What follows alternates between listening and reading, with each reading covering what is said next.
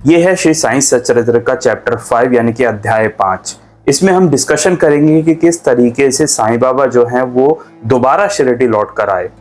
इससे पहले के अध्याय में मैंने आपको बताया था कि किस तरीके से साईं बाबा जो है वो शिरडी में पहली बार देखे गए थे 16-17 वर्ष में नीम वृक्ष के नीचे ध्यान करते हुए।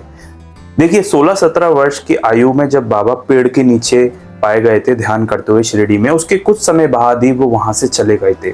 और ये ही देख के जो शिरडी वासी है वो काफी दुखी हो गए थे कि अचानक से वो सन्यासी किस तरीके से यहाँ से चला गया।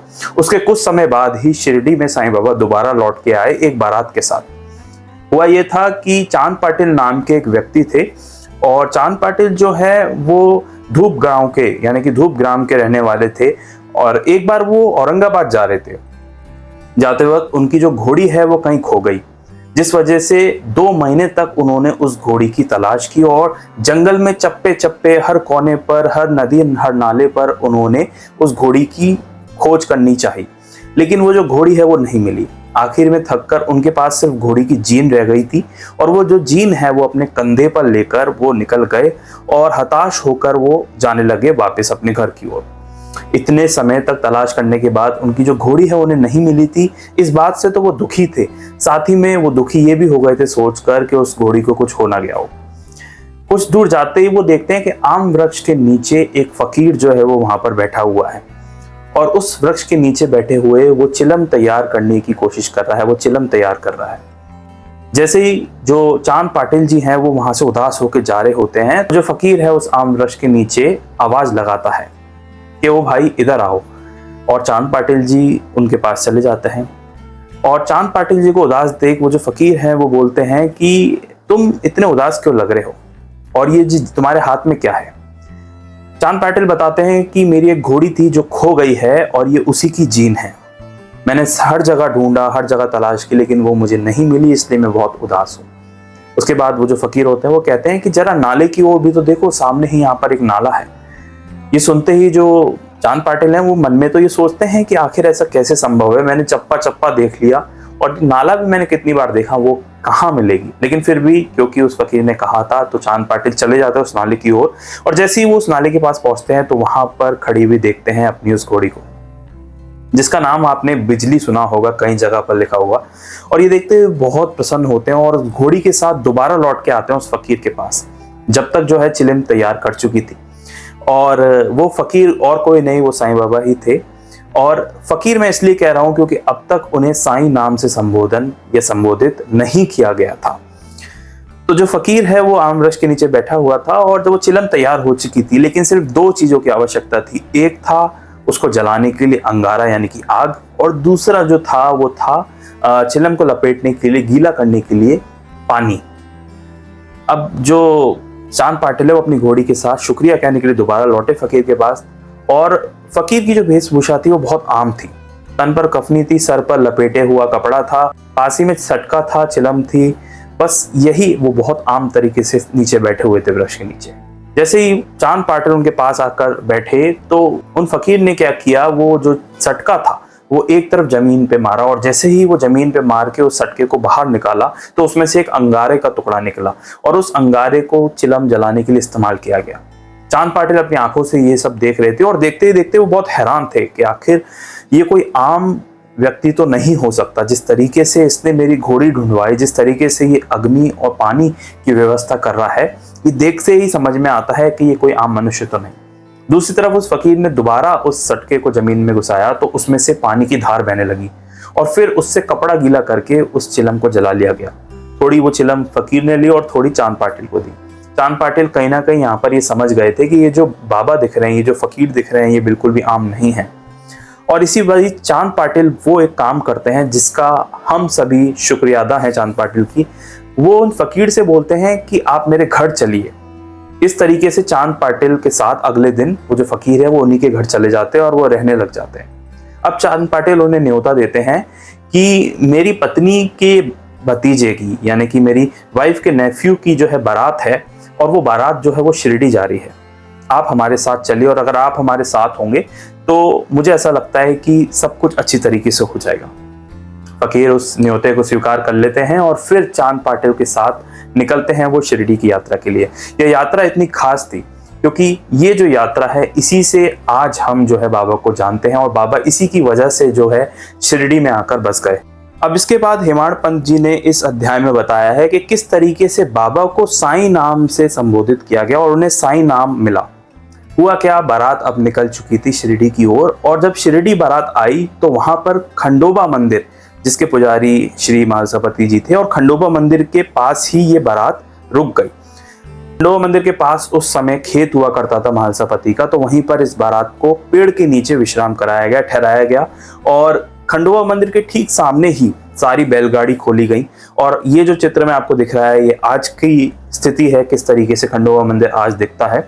और क्योंकि खंडोबा मंदिर के महालसापति पुजारी थे तो वो भी इस बारात का स्वागत करने के लिए खड़े थे, क्योंकि उस जमाने में भाईचारा इतना था कि चाहे बारात हिंदू की हो, मुस्लिम की हो, तमाम जो गांव वाले हैं वो अपने ही परिवार की तरह हर बारात का, चाहे किसी और के घर शादी है, वो पूरी तरीके से स्वागत करते थे और ये बात इसी से झलकती है।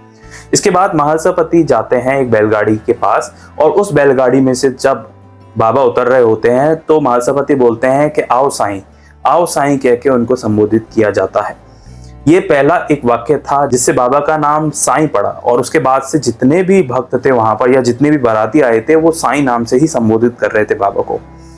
ये पहला अवसर, ये पहला जो वाक्य है इतना ज्यादा खास हो गया इतिहास में कि आज हम बाबा को साईं बाबा नाम से ही जानते हैं और इसी तरीके से बाबा का स्वागत हुआ साईं शब्द से।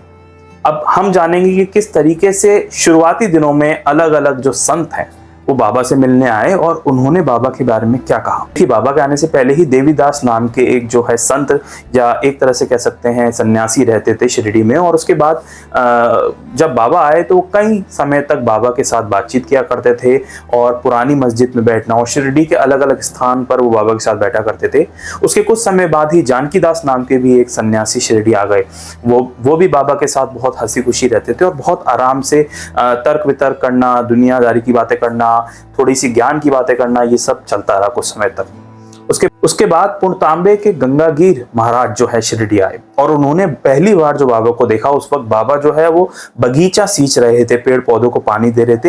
ये देखते हुए वो वहां शिरडी वासियों से और तमाम जो भक्त थे उनसे कहते हैं कि ये जो व्यक्ति तुम्हें इतना आम काम करते हुए दिख रहा है ये बिल्कुल भी आम नहीं, और शिरडी बहुत भाग्यशालिनी है, उसको इतनी महान शक्ति की जो है प्राप्ति हुई है और ये बिल्कुल भी साधारण पुरुष नहीं है जो तुम इनको बिल्कुल साधारण समझ रहे हो। ये एक बहुत अनमोल हीरा है जिसका शिरडी वासियों को आगे जाकर समझ में आएगा। ऐसी बात पुणतांबे के उन महान संत गंगागीर महाराज जी ने कही थी और शुरू में शिरडी वासियों को भी ऐसा ही लगा, क्योंकि बाबा का जो एक तरह से व्यक्तित्व था, बाबा कहीं भी बैठ जाया करते थे, कहीं भी उठ जाया करते थे, तो इस तरीके से शुरू के दिन बाबा के बीते। अब उसके बाद एक और महान संत आए शिरडी में जो कि अक्कलकोट महाराज के एक बहुत प्रिय शिष्य थे। अक्कलकोट महाराज जो एक बहुत महान संत हुए, उनके प्रिय शिष्य थे और वो शिरडी में आए और बाबा को देखकर वो कहते हैं कि ये एक बहुत अनमोल शक्ति है और शिरडी बहुत भाग्यशाली है जहां पर ये शक्ति आई है। पुराने अच्छे कर्म का ही नतीजा है जिस वजह से आप सब लोगों को इस अनमोल शक्ति की प्राप्ति हुई है। और इस बात का एहसास शिरडी वासियों को आगे जाकर होगा कि उनके बीच में आखिर कौन रहकर गया है। ये बात कई सारे संतों ने कही, कई सारे सन्यासियों ने कही जो भी बाबा से मिलने आया या उन्होंने बाबा को एक नजर में देखा। देखिए यहाँ पर मैं एक चीज बताना चाहता हूँ कि जो आम इंसान होते हैं, आप जैसे और मेरे जैसे, वो तो जाकर बाबा का टेस्ट लेने की कोशिश करते हैं, लेकिन जितने भी महान संत शिरडी में जब जब आए अलग अलग समय पर, उन्होंने एक ही बात कही, वो ये कही कि ये जो शक्ति आपको दिख रही है ये बिल्कुल भी आम नहीं है। ये दिख रहे हैं आपको बगीचा सींचते हुए, ये दिख रहे हैं आपको शिरडी में भिक्षा मांगते हुए, लेकिन ये बिल्कुल भी आम नहीं है। ये तो बस प्रकृति के नियमों का पालन कर रहे हैं, लेकिन ये बहुत अनमोल शक्ति, एक बहुत अनमोल हीरा है जो शिरडी इतनी भाग्यशाली है कि उन्हें प्राप्त हुआ है। और आजकल मैं देखता हूँ कई सारे जो लोग हैं इन सब सोशल मीडिया की फेक न्यूज पढ़कर ही सवाल उठाते हैं और उनको इतना सा भी मालूम नहीं है कि जब इतने बड़े बड़े महान संतों ने बाबा के बारे में क्या क्या बोला है, और कहीं ना कहीं वो जो लोग बुराई करते हैं या अपशब्द बोलने की कोशिश करते हैं, वो कहीं ना कहीं उन महान संतों का भी अपमान कर रहे हैं जिन्होंने बाबा के प्रति इतनी महान बातें कही हैं। इसके बाद हेमाड पंत जी हमें बाबा के शुरुआती दिनों से अवगत कराते हैं कि शुरू में बाबा किस तरीके से रहा करते थे। वो लिखते हैं कि बाबा शुरुआती दिनों में एक पहलवान की तरह रहते थे। पहलवान की तरह उनका कहने का मतलब ये था, बाबा हष्ट पुष्ट और काफी लंबे थे हाइट में, और वो नियम से मतलब सैर करते थे, अलग अलग जगह शिरडी में पैदल ही घूमते थे, नंगे पांव ही घूमते थे, और उसके बाद अपने केश कभी नहीं कटवाए। शुरुआती दिनों की बात हो रही है। और उसके बाद बाबा जो है वो रहाता जाया करते थे, और वहां से गेंदा, जाई, जुई और अलग अलग तरह के जो पौधे हैं बाबा ले आया करते थे। और गार्डनिंग यानी कि पौधे लगाने का बाबा को बहुत शौक था। वो खुद ही पौधे लाते थे, उनको साफ करते थे, और जो लेंडी बाग है, जो बगीचा है, वहां पर खुद अपने हाथ से सही भूमि देखकर लगा दिया करते थे। और तात्या, वामन तात्या नाम के एक भक्त थे जो उन्हें 2 घड़े देते थे मिट्टी के, और उनमें पानी भर के उनको सींचते थे पौधों को बाबा, और खुद अपने हाथ से ये काम करते थे बाबा। मतलब पौधे लगाने का बाबा को बहुत ज्यादा शौक था। तो ये भी चीज आपको पढ़ने को समझने को मिलती है। और वो जो 2 घड़े हैं वो नीम वृक्ष के नीचे बाबा रख दिया करते थे, जो कच्ची मिट्टी के बने होते थे, तो कुछ समय बाद टूट जाया करते थे। लेकिन तात्या जी जो है वो दोबारा बाबा को 2 घड़े लाकर दे दिया करते थे। तो ये जो कार्यक्रम है ये काफी टाइम तक, 2-3 वर्षों तक चलता था ऐसे, कि बाबा जो है शुरुआती दिनों में अलग अलग पौधे लाया करते थे, और बाबा खुद लगाया करते थे। ये जानने वाली बात है। आज जहाँ साईं समाधि मंदिर देखने को मिलता है, एक समय पर वो थोड़ा सा खुला एरिया था जहां पर कई सारे जो भक्त हैं वो आया जाया करते थे। अब हम जानेंगे कि नीम वृक्ष के नीचे किस तरीके से एक भक्त ने पादुकाएं रखवाई और उनका पूजन स्टार्ट किया। देखिए, श्री अक्कलकोट महाराज के एक भक्त थे जो हमेशा अक्कलकोट महाराज के दर्शन के लिए जाया करते थे, और उन भक्त का नाम था भाई कृष्ण जी अलीबागकर। वो अक्कलकोट महाराज को बहुत मानते थे। तो एक बार उनके मन में विचार आया, क्यों ना मैं अक्कलकोट महाराज जी के यहाँ जाऊं और वहां जो उनकी पादुका रखी हुई हैं उनका पूजन करूं। वो ऐसा सोच ही रहे थे कि उस रात उन्हें सपना आता है, और सपने में श्री अक्कलकोट महाराज जी उनको दर्शन देते हैं, और वो कहते हैं कि अब तुम्हें मेरे पास आने की जरूरत नहीं, आजकल शिरडी ही मेरा निवास स्थान है। ये सुनकर जब अगले दिन उनकी नींद खुलती है तो वो शिरडी के लिए रवाना हो जाते हैं। वो शिरडी जाकर बाबा के दर्शन करते हैं और उनमें अक्कलकोट महाराज की छवि देखते हैं। उसके बाद बाबा के पूजन के बाद वो फैसला लेते हैं कि वहीं पर नीम वृक्ष के नीचे वो पादुकाएं रखवाएंगे, और वहीं पर दादा केलकर और जो उपासनी महाराज हैं वो उनकी मदद करते हैं, और उन मदद से वो वहां पर नीम वृक्ष के नीचे पादुकाएं स्थापित करते हैं, जहां पर सगुन मेरु नायक को उनकी देखरेख का जो काम है वो सौंप दिया जाता है। और इस तरीके से जो पादुकाएं हैं वो नीम वृक्ष के नीचे रखवाई जाती हैं, स्थापित कराई जाती हैं। अच्छा, पादुकाओं की जो पूरी कहानी है वो साईं लीला मैगजीन में भी एक बार प्रकाशित हुई थी। असल में ये पादुकाएं किस तरीके से बनी, उसमें एक बहुत बड़ी स्टोरी शामिल है। होता क्या है कि बंबई के एक डॉक्टर कोठारे थे, और श्री रामराव कोठारे जो थे वो एक बार बाबा के दर्शन के लिए शिरडी आए, और उनके साथ उनके जो कंपाउंडर थे, और जो कंपाउंडर साहब और जो उनके मित्र थे यानी कि भाई कृष्ण जी अलीबागकर, जिनकी बात मैंने आपको पहले बताई, वो भी शिरडी आए थे। और इसी बीच जब वो शिरडी में ठहरे तो जीके दीक्षित साहब से सगुन मेरु नायक से काफी अच्छी दोस्ती हो गई, और उन्होंने आपस में बातचीत करके एक ऐसा फैसला निकाला कि वो एक पादुकाएं बनवाते हैं। उस पर कंपाउंडर साहब ने कहा कि जो मेरे बंबई के मेरे सेठ हैं यानी कि डॉक्टर साहब हैं, उनको इस बात के बारे में पता पड़ जाएगा तो वो खुद ही जो पादुकाओं का निर्माण है वो करवा देंगे। उनको पत्र भेजा गया, और श्री रामराव कोठारे जो कि बंबई के डॉक्टर थे, उन्होंने उन पादुकाओं का निर्माण करवाने की आज्ञा दी थी, और खर्च पर जो है वो पादुकाओं का निर्माण कराया गया। और इस बीच उपासनी महाराज जो कि खंडोबा मंदिर में रहते थे, वहां पर जाकर भी उनसे बातचीत की गई। उसके बाद एक तय समय डिसाइड किया गया, यानी कि श्रावण की पूर्णिमा के दिन 11 बजे लगभग जो है वो जीके दीक्षित साहब उन पादुकाओं को खंडोबा मंदिर से लेकर आए, और धूमधाम से उन पादुकाओं को नीम वृक्ष के नीचे स्थापित किया गया। उसके बाद वहां पर बाउंड्री बनाने के लिए लोहे के जो सरिये होते हैं उनकी बाउंड्री बनाने के लिए वहां उन पर भी इंतजाम किया गया।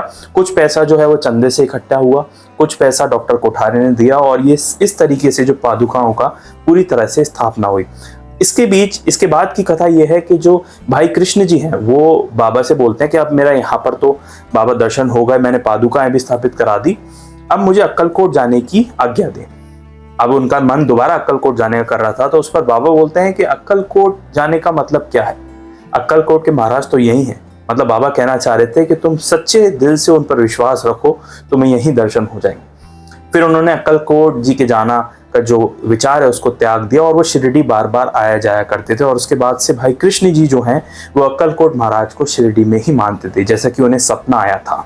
इसके बाद हेमाड पंत जी बताते हैं कि किस तरीके से मोहिउद्दीन तंबोली नाम का एक पहलवान था, उससे बाबा की जो रेसलिंग है कि कुश्ती हुई। अब ये जो कहानी है बहुत सारे रिसर्चर, बहुत सारे ऑथर्स जो हैं वो मानते हैं कि ऐसी कोई कुश्ती नहीं हुई थी, और कुछ हद तक जो रिसर्चर हैं वो मानते हैं कि कुश्ती हुई थी। वहीं 1954 में पीबी कावड़े नाम के एक व्यक्ति थे। पीबी कावड़े जी ने भी साई सचरित्र का एक बुक लिखी थी, और उन्होंने उस बुक में ये बताया था कि जो मोहिउद्दीन तंबोली है, असल में उसका एक रिलेटिव तांत्रिक था, और तांत्रिक होने की वजह से वो कई सारे लोगों को अपने जाल में फंसाता था। लेकिन जब से शिरडी में साईं बाबा का आगमन हुआ था, तब से ये जो तंत्र विद्या और ये जो चीजें हैं ये दूर होने लग गई थी लोगों से, और वो सच्चे रास्ते पे आने लग गए थे, जिससे वो व्यक्ति है वो बहुत चिढ़ने लग गया था, और फिर उसने अपने ही रिलेटिव मोहिउद्दीन तंबोली को बाबा से कुश्ती करने के लिए भेजा।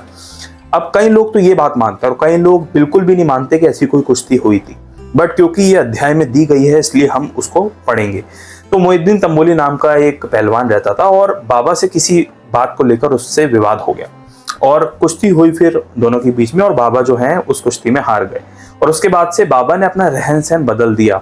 वो सर पर बस एक कपड़ा बांधने लगे, फटी पुरानी कफनी पहनने लगे, पैरों में ना कोई जूता ना चप्पल, और कपड़ा भी इस तरह से बांधते थे कि ऐसा लगता था कि बालों का जूड़ा है, पीठ पर वो जो कपड़ा है वो गिरता था। और बाबा की हाइट भी बहुत लंबी थी। और उसके बाद से जो है बाबा बहुत परिवर्तन कर दिया अपने दिनचर्या में। अब यहाँ पर समझने वाली बात यह है कि बाबा को सब सिद्धियां थी, बाबा सब कुछ जानते थे। जिन्होंने इतने अनगिनत लोगों को ठीक किया और जिन अनगिनत लोगों की इच्छाएं पूरी की, वो किसी पहलवान से कुश्ती में कैसे हार सकते हैं। मैं भी इस बात से सहमत नहीं हूं किसी एंगल पर, बट कहीं ना कहीं बाबा की जो सीख है वो बहुत गहरी होगी। बाबा हार कर भी जीत गए होंगे, क्योंकि उस तंबोली को इस बात के बारे में समझ में आया हुआ कि बाबा इतनी महान शक्ति होने के बाद भी जब उससे हार रहे हैं, तो इसका मतलब उसको किस तरीके का ज्ञान प्राप्ति हुई होगी बाबा को देखकर। तो कहीं ना कहीं उसमें भी बाबा की कोई लीला रही होगी। लेकिन अगर ये अध्याय में दिया गया है तो इस वजह से मैं आपको इस चीज को एक्सप्लेन कर रहा हूँ। उसके बाद हेमाड़ पंत जी इस अध्याय में लिखते हैं कि किस तरीके से बाबा जो है वो बेफिक्र होकर घूमते थे। सुबह के समय वो कम लोगों से बात करते थे, और ये शुरुआती दिनों में जब शिरडी में भीड़ नहीं आया करती थी, तो बाबा शिरडी में चक्कर लगाया करते थे, अपनी मर्जी से बैठते थे, उठते थे, नीम वृक्ष के नीचे बैठ जाया करते थे, या कभी कभी जो शिरडी गांव का जो छोर है, जो बॉर्डर है, वहां जाकर बबूल के पेड़ के नीचे अक्सर बैठ जाया करते थे। रात्रि होती थी तो रात्रि वहीं टाट के टुकड़े पर कहीं कभी पुरानी मस्जिद द्वारका माई में आकर विश्राम कर लिया करते थे, कभी कहीं तो कभी कहीं। तो बाबा का कोई ऐसा विशेष नियम नहीं था कि यहीं बैठना है, और बाबा नंगे पैर खूब सैर पर निकल जाया करते थे। और शुरुआती दिनों में तो बाबा नीम गांव भी जाते थे। नीम गांव जो शिरडी से थोड़ा ही दूर है, और नीम गांव जाने के बाद वहां मिलते थे बाला साहेब डेंगले से। बाला साहेब डेंगले बाबा के एक और भक्त रहे हैं, और वो भी बाबा को बहुत मानते थे। काफी समय तक बाबा से बातचीत करना, डिस्कशन करना बाला साहब डेंगले करते थे। बाला साहब डेंगले के छोटे भाई थे नाना साहब, और उनको कोई संतान नहीं थी, तो उन्होंने अपने छोटे भाई को भी शिरडी भेजा बाबा के दर्शन करने के लिए, जिसके बाद बाबा की भी उन पर कृपा हुई और जो उनको है संतान की प्राप्ति हुई। अब बाबा ने जो अपनी दिनचर्या बदली थी, यहाँ पर एक और संत के बारे में हम जानते हैं। ऐसे ही एक चीज हुई थी गंगागीर संत के साथ। गंगागीर महाराज भी कुश्ती के बहुत शौकीन थे, और कुश्ती लड़ते वक्त उनको एक भविष्यवाणी सुनाई दी थी, और उसमें उनको ये बात सुनाई दी थी कि ये सब जो मैं कुश्ती कर रहा हूँ और जिस तरीके से जीता हूँ, असल में ईश्वर को प्राप्ति के लिए ये बहुत दूर ले जाती है अगर मैं मोह रखता हूँ। तो उसके बाद उन्हें एक चीज सुनाई दी थी, वो ये थी कि ईश्वर के साथ खेल, ईश्वर के खेल में मगन हो जा। इसकी वजह से उन्होंने भी संन्यास ले लिया था, और ये गंगागीर महाराज भी फिर पूरी तरह से सन्यासी हो गए थे। तो ये बात भी हमें पढ़ने को मिलती है, हेमाड़ पंत जी इसमें बताते हैं। उसके बाद पुरानी मस्जिद जहाँ पर किसी का निवास स्थान नहीं था, वहां पर जाकर रहना और धूनी प्रज्वलित करना। धूनी माई जलाते थे, जिसमें छोटे छोटे लकड़ियों के टुकड़े वगैरह डाला करते थे, और सदा एक टाट के टुकड़े पर एक बहुत साधारण जीवन जो है बाबा जीते थे। और उस समय इतनी भीड़ भी नहीं थी, तो कम लोगों से मिलना। और फिर जब धीरे धीरे जैसे बाला साहेब डेंगले ने अपने भाई को भेजा, वैसे धीरे धीरे जो भीड़ है वो शिरडी आनी शुरू हुई, और फिर नाना साहब चांदोरकर और जो तमाम भक्त हैं वो शिरडी आए और बाबा से मिलने लगे। 1912 तक जो है वो शिरडी में जो द्वारका माई थी बाबा की, वहां पर कच्चा काम हुआ था, और उसके बाद धीरे धीरे उसका रिनोवेशन होना शुरू हुआ। वहाँ एक फर्श बनाया गया, एक तरह से दीवारें बनाई गई, तो एक रिनोवेशन का काम शुरू हुआ। और उससे पहले तो बहुत प्राचीन और बहुत जर्जर थी दीवारें, जो कभी भी गिर सकती थी, लेकिन गिरी कभी भी नहीं। जब उनके नीचे ही सदगुरु साईं बाबा बैठे हैं, जो पूरी दुनिया के लोगों को संभाल रहे हैं, तो वो दीवारें कैसे गिर सकती थी। तो उसके बाद हेमाड़ पंत जी बताते हैं कि 1912 के आसपास जो है रिनोवेशन का काम भी शुरू हुआ। अब इसके बाद हम जानेंगे किस तरीके से जल को बाबा ने जो है वो तेल में परिवर्तित कर दिया। देखिए, साईं बाबा को प्रकाश यानी कि रोशनी से बहुत ज्यादा प्रेम था और वो रात भर द्वारका माई मस्जिद में जो है दीपक जलाया करते थे और दीपक इतने सारे जलाते थे कि वो रौनक हो जाती थी। और वो क्या करते थे, अक्सर सैर पर निकल जाया करते थे शिरडी के बाजारों में और वहां जाकर जो अलग अलग तेल के व्यापारी हैं उनसे तेल लिया करते थे और वापस आकर दिए जलाया करते थे। और ऐसा जो कार्यक्रम है कुछ दिनों तक चला। उस समय तक बाबा की जो शक्तियां हैं, जो बाबा आम शक्ति नहीं है, बिल्कुल भी आम जैसे दिखते हैं वैसे नहीं है, लोग नहीं जानते थे। तो जो व्यापारी संगठन है वो एकत्रित हो गया और सबने ये फैसला लिया कि बाबा रोज आते हैं, हमसे तेल लेकर चले जाते हैं और द्वारका माई में दीपक जला देते हैं और हम उन्हें मुफ्त में तेल दे भी देते हैं। ये सोचकर उन्हें बहुत गुस्सा आई और आपस में सबने डिसाइड किया कि इस बार बाबा को कोई तेल नहीं देगा। अगले दिन बाबा चले गए सबसे तेल लेने के लिए और जब बाजारों में घूम रहे थे तो कुछ लोगों ने व्यंग किया, कुछ लोगों ने बहुत नकारात्मक उत्तर दिए, बहुत बुरा भला बोला। अब यहाँ पर एक चीज समझनी है कि बाबा चाहते तो उनको उसी वक्त जवाब दे सकते थे, लेकिन बाबा ने कुछ भी नहीं कहा। कुछ लोगों ने बहुत बुरी बातें बोली, नकारात्मक बातें बोली, व्यंग किया कि आप तेल लेकर चले जाते हैं, इतना महंगा है, तो ऐसी ऐसी बातें बाबा से की होंगी। उसके बाद बाबा ने क्या कहा, बाबा ने कुछ भी नहीं कहा। बाबा चुपचाप वहां से वापस लौट कर आ गए। अच्छा, लोगों को आजकल भी ये लगता है कि दुनिया जो है उनके भरोसे जी रही है, वो जो कर रहे हैं वो हो रहा है, लेकिन असल में जो मालिक चाहता है वही हो रहा है। जब बाबा द्वारका माई लौट के आए तो जो व्यापारी हैं वो भी चुपचाप से देखने आ गए कि आखिर ये अब करेंगे क्या। उनको उत्साहित थी क्योंकि वो दुखी देखना चाहते थे बाबा को और वो चाहते थे बाबा परेशान हो जाए। लेकिन बाबा जो लौट के आए थे उन्होंने एक टमरेल उठाया, एक डब्बा जैसा था जिसमें बहुत थोड़ा सा तेल बचा था। अब व्यापारी सब छुप के देख रहे थे तो बाबा ने क्या किया, उस तेल में पानी मिला दिया। अब जो छुपे व्यापारी थे वो हंस रहे होंगे कि आखिर पानी से दीपक कैसे जलते हैं, और उस पानी से भरे हुए टमरेल को बाबा पी गए। पीने के बाद दोबारा कुछ देर बाद वो मुंह से निकाल दिया और उससे दीपक बना दिए सारे। दीपक में वो भर दिया और जब दीपक जलाए तो वो बिल्कुल पूरी रात बिना बुझे जलते रहे। ये देख के जो व्यापारी थे वो बहुत हैरान हुए और तब उन्हें एहसास हुआ कि असल में बाबा कोई आम शक्ति नहीं और अपनी भूल पर भी उनका एहसास हुआ। देखिए, कुछ लोग ये आज भी समझते हैं कि हमारी वजह से दुनिया चल रही है, हम इतने पावरफुल इंसान हैं, हम ये कर सकते हैं, हम वो कर सकते हैं, लेकिन असल में उनको ये जानना चाहिए कि जो ईश्वर है, जो मालिक है, वही दुनिया चला रहा है, आप तो बस उसके हाथ की कठपुतली हो। तो यही जो गलती है उन्होंने की थी और बाबा से माफी मांगने वो अगले दिन खुद आए। बाबा ने उनसे कुछ कहा नहीं, उन्हें माफ कर दिया और उनसे कहा कि अगली बार ऐसी कोई गलती नहीं हो कि तुम मेरे साथ कर रहे हो, अगर कोई भी गरीब व्यक्ति तुम्हारे पास आए तो तुम ऐसे बिहेव कभी भी मत करना, क्योंकि जो वो मालिक है वो दयालु तो है लेकिन साथ ही में वो तुम्हारे व्यवहार को भी देखता है। अब हम जानते हैं किस तरीके से एक मिथ्या गुरु यानी कि एक जौहर अली नाम का फकीर आया था जो बाबा को अपना शिष्य कहता था। जौहर अली जो है पहले वो अपने कुछ शिष्यों के साथ राहता, एक जगह है राहता, एक गांव है, वहां आकर ठहरा और वहीं पर वीरभद्र मंदिर के सामने उसने जो है निवास स्थान बना लिया। राहता के लोग उसको देखते और क्योंकि उसको कुरान की आयतें बहुत तरह से ज्ञात थी, वो मुंह जबानी उसको याद थी और वो बोल सकता था और मीठी मीठी बातें करता था, जिस वजह से जो राहता गांव के लोग हैं वो उसकी बातों में आ चुके थे। अच्छा, जो लोग हैं वो वहां आया जाया करते थे। उसने एक ईदगाह बनाना चाहा और उससे चंदा भी मांगा लोगों से, जिस वजह से कुछ झगड़ा हो गया और जौहर अली को राहता छोड़ना पड़ा और वो छोड़कर आ गया शिरडी। अब शिरडी जब उसका आगमन होता है तो वो साईं बाबा के साथ ही ठहरने लगा और यहाँ तक कि वो कहने लगा कि जो ये बाबा साईं बाबा तुमको दिखते हैं, तुम साईं कहते हो, ये मेरा ही शिष्य है।